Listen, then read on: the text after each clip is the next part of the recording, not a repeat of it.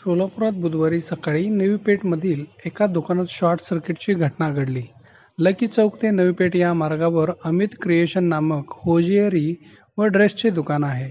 हे दुकान तरुण सुरेशलाल वटवानी यांचे आहे. सकाळी नेहमीप्रमाणे वटवानी हे दुकान उघडण्यासाठी नवी पेठेत दाखल झाल्यानंतर त्यांना दुकानातून धूर येत असल्याचे समजले आणि त्यांनी थोड्याच वेळात दुकान उघडून आत पाहिले असता आगीने मोठ्या प्रमाणात नुकसान झाल्याचे समजले. ही घटना सकाळी 11:45च्या सुमारास घडली आहे. घटनास्थळी अग्निशमन दलाचे जवान श्रीकांत भडके, समीर पाटील, किरण कादे हे दाखल झाले. त्यांनी ही आग आटोक्यात आणली.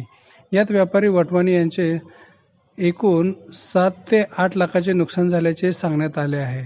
तर ₹1.25 लाख रोख रक्कम घटनेत जळून खाक झाल्याचे देखील त्यांच्याकडून सांगण्यात आले.